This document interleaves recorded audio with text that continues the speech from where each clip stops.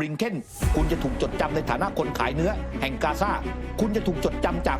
การสังหารชาวปาเลสไตน์ผู้บริสุทธิ์คุณกำลังสนับสนุนการฆ่าล้างเผ่าพันธุ์ในฉนวนกาซามีหลุมศพจำนวนมากอยู่นอกโรงพยาบาลพวกคุณนั้นเป็นอาชญากรเขาเป็นอาชญากรสงครามเลือดของชาวปาเลสไตน์ 40,000 คนอยู่ในมือของเขาจนบริงเคนนั้นรู้สึกตกใจนะฮะสถานการณ์ความขัดแย้งระหว่างทางด้านอิสราเอลกับปาเลสไตน์กันบ้างนะครับล่าสุดนั้นส่งผลกระทบต่อรัฐมนตรีว่าการกระทรวงต่างประเทศของสหรัฐนะครับเพราะว่าที่ผ่านมานั้นแสดงให้เห็นอย่างชัดเจนว่าสหรัฐอเมริกานั้นสนับสนุนอิสราเอลนะครับแม้ว่าการบุกเข้าไปยังพื้นที่ของปาเลสไตน์ทำให้ชาวปาเลสไตน์เสียชีวิตไปแล้วกว่า 40,000 คนก็ตามเมื่อวานนี้ที่สภาคองเกรสของสหรัฐนะครับแอนโทนี บริงเคนรัฐมนตรีว่าการกระทรวงต่างประเทศสหรัฐนั้นเนี่ยได้ขึ้นให้การเกี่ยวกับนโยบายของอิสราเอลต่อคณะกรรมการความสัมพันธ์ต่างประเทศของวุฒิสภาเป็นเวลา 2 วันแต่ว่าตั้งแต่ช่วงเริ่มต้นมีผู้ประท้วงต่อต้านอิสราเอลและก็สนับสนุนปาเลสไตน์เนี่ยได้ขัดจังหวะบริงเคนอยู่ตลอดเวลาตำรวจนั้นก็พยายามนำทุกคนเนี่ยลุกขึ้นออกจากที่ประท้วงนะครับซึ่งล่าสุดนั้นเนี่ยครับเขาบอกว่าในจังหวะแรกที่ถูกขัดนั้นเนี่ยก็คือในส่วนของการกระทำของผู้ประท้วงคนแรกนั้นเป็นชายคนหนึ่งลุกขึ้นแล้วก็ยืนตะโกนชื่อเด็กชายวัย6 ขวบที่มีรายงานว่าถูกสังหารในฉนวนกาซาแล้วตะโกนด้วยว่าบริงเคนคุณจะถูกจดจำในฐานะคนขายเนื้อแห่งกาซาคุณจะถูกจดจำจากการสังหารชาวปาเลสไตน์ผู้บริสุทธิ์ส่วนผู้หญิงสูงอายุอีกคนหนึ่งนั้นก็ตะโกนออกมาหลายครั้งว่าหยุดการฆ่าล้างเผ่าพันธุ์ได้แล้วหลังจากเหตุการณ์นั้นสงบลงบริงเคนก็กำลังจะเริ่มอีกครั้งหนึ่งแล้วก็มีผู้หญิงอีกคนหนึ่งครับรีบวิ่งไปที่โต๊ะของบริงเคนจนบริงเคนนั้นรู้สึกตกใจนะฮะโดยผู้หญิงคนดังกล่าวได้ถือป้าย2 ป้ายที่เขียนว่าอาชญากรสงครามพร้อมตะโกนบริงเคนเป็นอาชญากรสงครามเขาเป็นอาชญากรสงครามเลือดของชาวปาเลสไตน์ 40,000 คนอยู่ในมือของเขาหลังจากนั้นต่อมามีผู้หญิงอีกคนหนึ่งครับตะโกนว่าบริงเคนคุณกำลังสนับสนุนการฆ่าล้างเผ่าพันธุ์ในฉนวนกาซามีหลุมศพจำนวนมากอยู่นอกโรงพยาบาลพวกคุณนั้นเป็นอาชญากรทั้งนี้เมื่อถึงเวลาให้การบริงเคนก็ได้ย้ำถึงการสนับสนุนคณะบริหารของประธานาธิบดีโจไบเดนที่มีต่ออิสราเอลว่าในตะวันออกกลางนั้นกำลังยืนเคียงข้างอิสราเอลในความพยายามเพื่อให้แน่ใจว่าสิ่งที่เกิดขึ้น7 ตุลาเนี่ยไม่เกิดขึ้นอีกในขณะที่สหรัฐนั้นจะทำทุกอย่างที่สามารถทำได้เพื่อยุติความทุกข์ทรมานของมนุษย์ในฉนวนกาซาและป้องกันไม่ให้เกิดความขัดแย้งแพร่กระจายออกไปแล้วก็บอกว่าในช่วงไม่กี่เดือนที่ผ่านมาก็มีความพยายามอย่างมากเพื่อไปถึงข้อตกลงที่คิดว่าเข้าใกล้มากแล้วยังมีกาตาร์อียิปต์และประเทศอื่นๆมีส่วนร่วมในความพยายามนี้ซึ่งตนคิดว่าเป็นความเป็นไปได้อยู่สำหรับการประท้วงนั้นได้กลายเป็นสิ่งที่พบเห็นทั่วไปโดยเฉพาะเวลาที่บริงเคนนั้นปรากฏตัวเพราะบริงเคนได้กลายเป็นหน้าตาของรัฐบาลโจไบเดนเกี่ยวกับสงครามอิสราเอลกับฮามาสการประท้วงเรื่องสงครามของอิสราเอลต่อฉนวนกาซาเริ่มต้นขึ้นเมื่อบริงเคนและก็ลอยด์ ออสตินรัฐมนตรีว่าการกระทรวงกลาโหมสหรัฐได้ให้การเป็นพยานเมื่อวันที่ 31 ตุลาคมเกี่ยวกับคำขอของไบเดนเพื่อขอความช่วยเหลือด้านความปลอดภัยสำหรับยูเครนและอิสราเอลซึ่งพวกเขาถูกประท้วงขัดจังหวะอยู่ตลอดเวลารวมถึงยังมีนักเคลื่อนไหวหลาย10 คนได้ชูมือที่ทาสีแดงเพื่อแสดงการประท้วงด้วยเลือดตั้งแต่นั้นเป็นต้นมาการประท้วงได้ทวีความรุนแรงมากขึ้นทั่วทั้งสหรัฐอเมริกาโดยเฉพาะช่วงล่าสุดในเขตรั้วมหาวิทยาลัยนำไปสู่การจับกลุ่มนักศึกษาหลายพันคนนี่ฮะตอนนี้ก็คือเรียกว่าฝ่ายบริหารของโจไบเดนไปที่ไหนนั้นก็มีคนเริ่มที่จะเข้าไปประท้วงแบบนี้อย่างต่อเนื่องเช่นกันครับส่วนเรื่องของการเผยแพร่นะคะเรื่องของสื่อต่างๆเนี่ยที่อยู่ในทั้งฉนวนกาซานะแล้วก็รวมไปถึงเนี่ยก่อนหน้านี้1 เมษายนที่ผ่านมารัฐบาลของอิสราเอลได้มีการประกาศเรื่องของกฎหมายนะคะที่เรียกว่าอนุญาตให้อิสราเอลนั้นปิดสื่อต่างประเทศชั่วคราวถ้าเกิดว่าทางการอิสราเอลเนี่ยมองว่าสื่อนั้นเป็นภัยคุกคามต่อความมั่นคงหลังจากนั้นมาเราจะเห็นว่ามีการรายงานข่าวว่าสื่ออัลจาซีราที่อิสราเอลนั้นถูก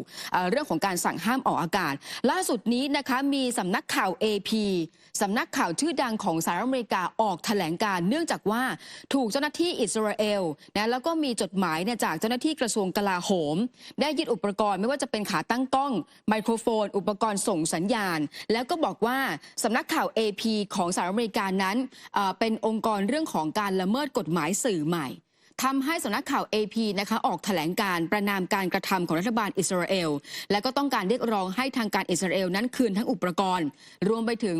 ทำให้สามารถกลับมาไลฟ์สดได้เพราะต้องการที่จะมีการนำเสนอเรื่องของภาพข่าวหรือว่าสิ่งที่เกิดขึ้นนั้นให้ทั่วโลกได้เห็นและยังมีการระบุได้ว่าจริงๆแล้วเนี่ยสำนักข่าว AP เนี่ยเขามองว่าตัวเขาเองเนี่ยมีการปฏิบัติตามกฎการเซ็นเซอร์ของกองทัพอิสราเอลไม่ว่าจะเป็นเรื่องของการห้ามเผยแพร่เรื่องของการเคลื่อนไหวของกองทัพนะคะหรือว่าการถ่ายทอดสดทั่วๆไปเองก็ตามแต่ว่าถ้าเกิดไปดูฝั่งของกระทรวงสื่อสารอิสราเอลเนี่ย ออกมายืนยันแบบนี้ว่าทางการมีการยึดอุปกรณ์จริงเพราะว่าสำนักข่าว AP นั้นมีการถ่ายส่วนของกิจกรรมการป้องกันของกองกำลังอิสราเอลหรือว่าไปถ่ายภาพเนี่ยที่มันระบุที่ตั้งของกองกำลังอิสราเอลด้วยซึ่งทางการของอิสราเอลเนี่ยก็มองว่ามันเป็นการฝ่าฝืนกฎหมายขณะที่ผู้นำฝ่ายค้านของอิสราเอลออกมาประณามการเคลื่อนไหวค่ะมองว่าการกระทำของฝ่ายรัฐบาลเนี่ยการกระทำแบบนี้จะทำให้อิสราเอลนั้นถูกขับออกไปจากทั่วโลกแล้วก็มองว่าทำให้ถูกขัดขวางหลายอย่างหลายคนอาจจะมองว่ากลายเป็นว่าอิสราเอลนั้นเหมือนประเทศที่ถอยหลังไปอีก1 ก้าวค่ะครับในขณะที่อีกหนึ่งเรื่องราวที่หลายฝ่ายนั้นให้ความสนใจก็คือการเสียชีวิตนะครับของทางด้านประธานาธิบดีอิบราฮิม บราซีผู้นำของอิหร่านนะครับจากเหตุเฮลิคอปเตอร์ตกเมื่อวันที่ 19 พฤษภาคม 2567 ที่ผ่านมาล่าสุดนั้นเนี่ยคุณผู้ชมครับที่ในส่วนของประเทศอิหร่านเองก็ได้มีพิธีนะครับลำเลียงหีบบรรจุศพของประธานาธิบดีอิบราฮิม บราซีแล้วก็ผู้ช่วยอีก7 คนของเขาซึ่งเสียชีวิตจากเหตุเฮลิคอปเตอร์ตกในครั้งนี้แล้วก็มีการประกาศไว้อาลัยเนี่ยครับเป็นเวลา7 วันด้วยกันนอกจากนั้นเนี่ยคุณผู้ชมครับตอนนี้ก็มีการกำหนดเรื่องของการเลือกตั้งครั้งใหม่ของอิหร่านแล้วนะครับเป็นวันที่ 28 มิถุนายน 2567 ที่จะถึงนี้นะครับในขณะที่หลายฝ่ายนั้นเนี่ยก็จับตามองไปว่าการเสียชีวิตของอิบราฮิม ไรซีมันเกิดจากอุบัติเหตุหรือว่ามีใครจงใจกระทำให้เขาเสียชีวิตหรือไม่นะครับล่าสุดนั้นแมทธิว มิลเลอร์โฆษกกระทรวงการต่างประเทศของสหรัฐบอกกับผู้สื่อข่าวนะครับว่าพวกเขาเองได้รับการร้องขอจากรัฐบาลอิหร่านให้ช่วยเหลือนะครับในการที่จะค้นหาเฮลิคอปเตอร์ก่อนหน้านี้แต่ว่าสุดท้ายเนี่ยก็ไม่ได้ช่วยในขณะที่สหรัฐอเมริกาโดยลอยด์ ออสตินรัฐมนตรีว่าการกระทรวงกลาโหมสหรัฐก็ออกมาบอกว่าสหรัฐอเมริกานั้นไม่ได้มีบทบาทใดๆในเหตุเฮลิคอปเตอร์ตกในครั้งนี้และบอกว่าผมไม่อาจคาดเดาว่าอะไรคือสาเหตุในขณะเช่นเดียวกันฝั่งของอิสราเอลเองนั้นเนี่ยครับก็ออกมาอ้างเจ้าหน้าที่คนหนึ่งก็บอกว่าอิสราเอลนั้นก็ไม่ได้เกี่ยวข้องกับเหตุเฮลิคอปเตอร์ตกในครั้งนี้แล้วก็บอกว่าไม่ได้มีความจำเป็นใดๆในการกระทำหรือว่ามีเป้าหมายในการจัดการกับผู้นำของอิหร่านในครั้งนี้ครับพาคุณผู้ชมนะคะไปที่ซีเรียกันหน่อยนะคะมีแถลงการค่ะว่าภรรยาของผู้นำของซีเรียนะคะก็คืออัสมาอาซาสนั้นกำลังรักษาตัวจากโรคลูคีเมียแล้วก็อยู่ระหว่างการเข้ารับการรักษาตามกระบวนการซึ่งถ้าเกิดว่าย้อนกลับไปเนี่ยเมื่อปี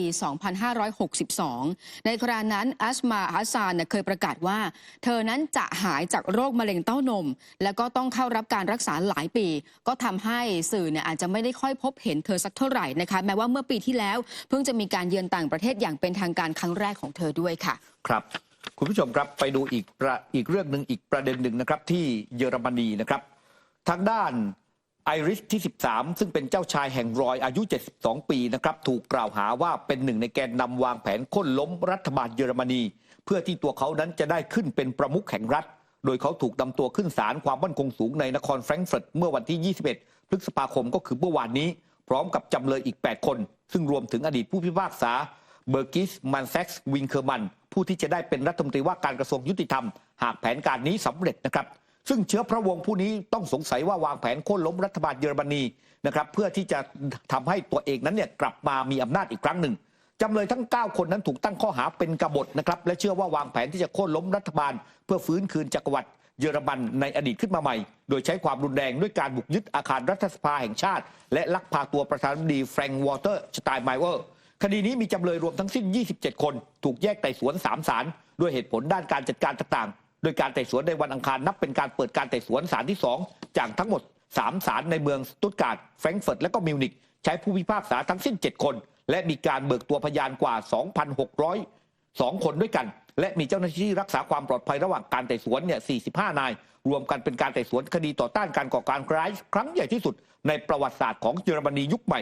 จำเลยคนอื่นๆยังรวมถึงทางด้านแม็กซิมิเลียน